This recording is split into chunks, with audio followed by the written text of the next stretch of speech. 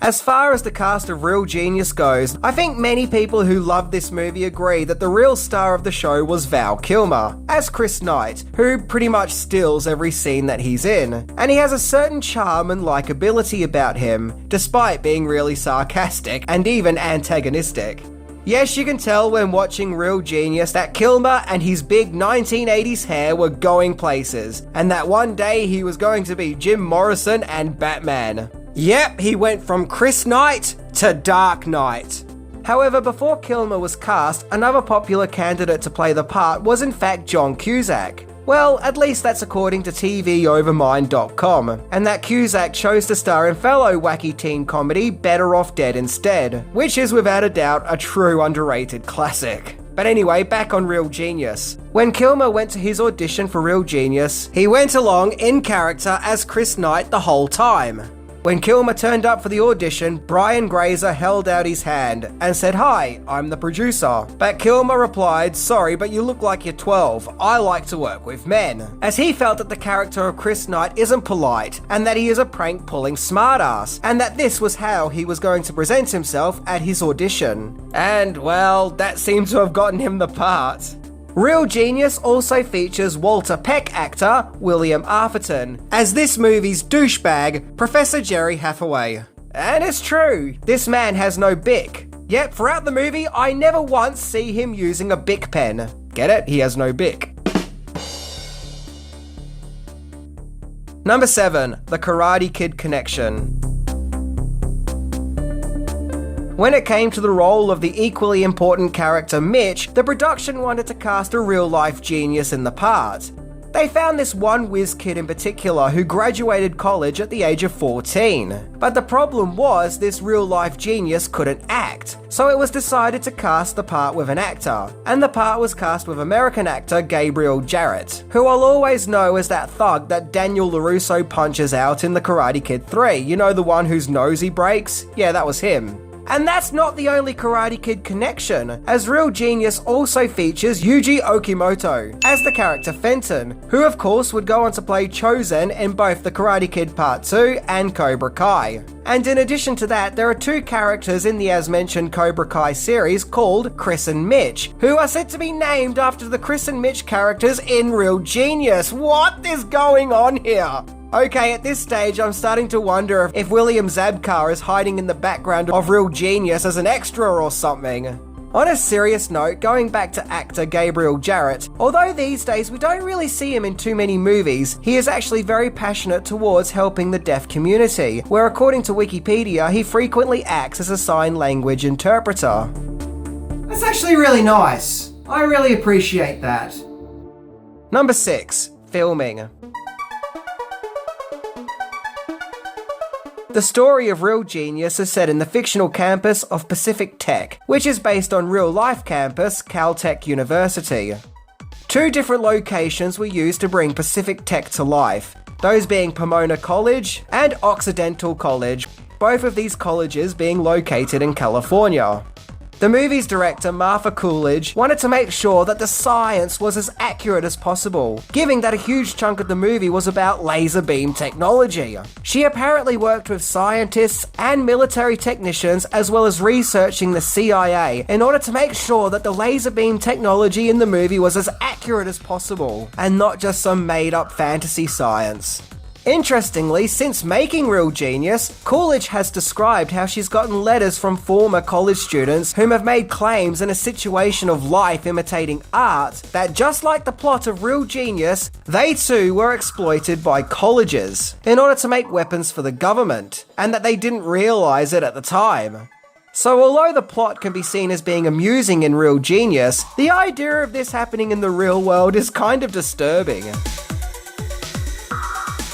So if you're ever in college and come up with the idea of making a supersonic death ray, maybe keep it to yourself, please? Number 5. The Reclusion of Val Kilmer. When it comes to other filming tales of Real Genius, there are also stories that Val Kilmer wasn't exactly easy to get along with. Now, just how difficult working with Kilmer can be on movie sets has become the stuff of legends, particularly with movies like Batman Forever and The Island of Dr. Moreau.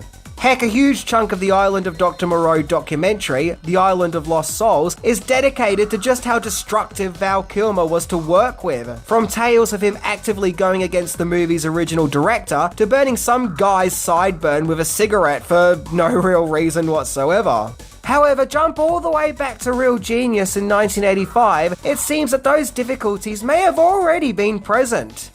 Going back to TVOvermind.com, he was supposedly very demanding, but in addition to that, also had a habit of disappearing, as he was also quiet and reclusive, and didn't really want to be around unless he was absolutely required to do so. And so, often while filming Real Genius, Kilmer would disappear and go off and do his own thing without really interacting with anyone else on the set. Oh well, just as long as he's not burning anyone's sideburn with a cigarette, I guess. Hey, no matter what happened in his past, Val Kilmer is still a good actor. Maybe when he was young he was a bit of a hothead, I don't know, I wasn't there, but nothing can take away from his craft. Number 4, deleted scene. So there is a famous deleted scene in which Chris is shown to be floating outside his classroom by the use of helium balloons and a lounge chair, where he's just going about his usual shenanigans, while everyone else looks on. Apparently this scene was featured in the preview version of the movie, screenings for test audiences, and it even featured in some trailers. But when the movie was released, this floating lounge chair scene was removed, although I have read that some broadcasts and home media releases did put the scene back in. So why was this scene cut out? Especially since it probably took a lot of wire work and stunt work to actually film the scene. Well, my guess is probably because someone somewhere was worried that kids was going to try and copy this and end up crashing when they try and take off, or even float away with a heap of helium balloons, but I don't know, that's just a guess. Speaking of the movie's release, there were 2 main posters that were used to promote the movie. This one with Chris hanging out with Albert Einstein. It was basically this poster's way of saying Chris is like a wacky oddball 1980s Einstein. So, unfortunately, for those who haven't seen it, I'm sorry to tell you that Einstein doesn't turn up in the movie. I mean, after all, he did die 30 years prior. Then, of course, there's this one, once again showing Chris to be his usual wacky self, only this time with a skyscraper background. I actually really like this poster, I really dig its energy, and it is lots of fun. Then we get this modern DVD release cover. And is it just me, or does Val Kilmer's head look kinda weird? Hey Val, you alright mate? You're looking all kinds of messed up today. I can't really put my finger on it, but there's just something not quite right. It looks like a picture of Kilmer's face if he somehow looked into the future and saw that he was going to star in The Island of Dr. Moreau. Okay, that's the last time I mention that movie in this episode, I promise. Speaking of his fluffy slippers, I don't know about those fluffy rabbit slippers. Now fluffy Jaws slippers, that's where it's at. Or failing that, Coke can slippers. Yeah, gotta love the Coke can slippers. Number 3, Pop Goes the Corn. Okay, so a standout moment in the movie is the finale, when we see Hathaway's house get destroyed by a ton of popcorn. Although the idea of a heap of popcorn exploding all over the place may be any kid's dream, it was, however, a nightmare to make the scene. It supposedly took up to 3 months for the crew to cook up all that popcorn, and even that wasn't enough, as professional popcorn retailers were then paid to deliver tons and tons of popcorn to the set in order to get the required effect. But the complications weren't over yet, as Hathaway actor William Arthurton, who by the way has no bick, explained that a repellent had to be sprayed all over the popcorn in order to stop it from catching on fire and combusting. But the crew then had to make sure that local birds in the area didn't eat the popcorn, as for them to not get poisoned or high from all the anti-fire combustion repellent. Yeesh! And if all this didn't seem intricate as it was, the house that was used was itself a house prop that the crew had put together. Now, jump to 2009 and Mythbusters got in the action, where they wanted to see if popping huge amounts of popcorn could actually affect a house in the same way that we saw in Real Genius. And the revelation was... no. it couldn't be done. But it was also realised that popcorn can indeed be popped by lasers. So, that bit was correct.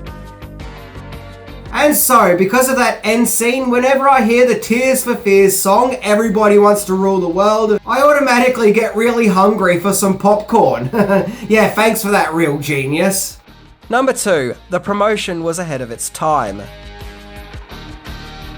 Although movies being promoted by the internet nowadays is not only a given but a necessity in order for movie studios to get their movies out there into the modern zeitgeist thanks to social media, with pages like Rotten Tomatoes and IMDb which can dictate as to whether or not a movie will perform well in the box office thanks to communal backlash from both fans and critics. Back in the primitive days of 1985, the days of pogo sticks and hairspray, the idea of using the internet to promote a movie would have seemed pretty insane and probably even pointless. However, that's exactly what happened with Real Genius. Now, there are some claims that it was the very first movie to be promoted by the internet, whereas other articles and sites claim that it was one of the first movies to have the internet used as a movie promotion. Basically, what happened is Real Genius's director Martha Coolidge and other cast and crew members held a press conference with a computer server, where members of the press would send questions digitally, to which Coolidge and the crew would receive these questions and then answer them.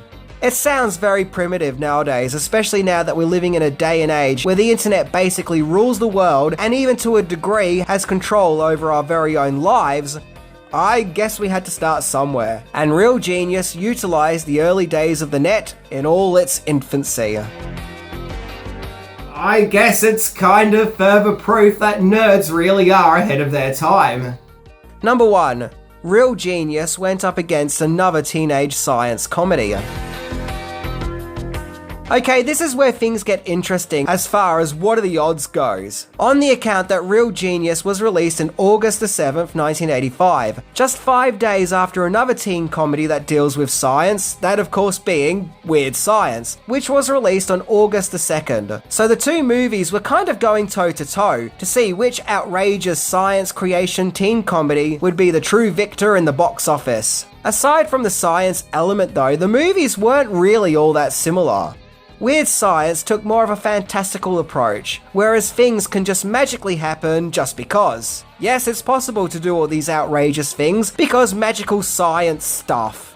Whereas Real Genius was going above and beyond to be as scientifically accurate as possible. So there are no scenes of Chris Knight making himself a girlfriend by wearing a bra on his head. Apologies if I've ruined the movie for anyone. Weird Science, however, did make the most in the box office, with it bringing in nearly $39 million, whereas sadly Real Genius only brought in a modest $13 million on an $8 million budget.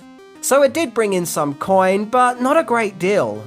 However, Real Genius did get positive reviews from critics, and something I noticed in several of the reviews at the time that I read through was praise for Real Genius using characters who felt like real people. I guess by 1985, people were probably getting tired of the unrealistic, zany, teenage caricatures from other movies like Revenge of the Nerds and Porky's. It was felt that it was an all-round clever and enjoyable movie, one that's bound to please, and its popularity has increased in time. So much so in 2014 it was announced that there would be a TV series based on Real Genius, which was to be produced by Sony Television and, oddly enough, Adam Sandler's Happy Madison Company.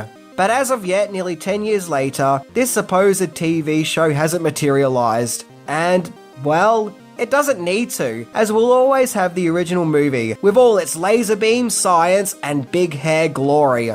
It's one of those movies that's enjoyable comfort food for those who just want to go on a trip down memory lane and then some.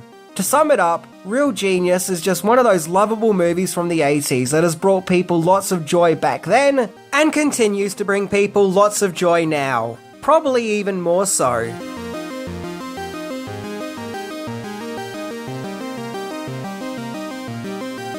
It's a movie that's lots of fun, with really enjoyable characters that you really want to spend time with and go on kooky adventures with, like Val Kilmer's Chris Knight, who is probably without a doubt one of the greatest movie geniuses ever. Anyway, I'm Minty, and all this talk of Real Genius has gotten me hungry for some more popcorn.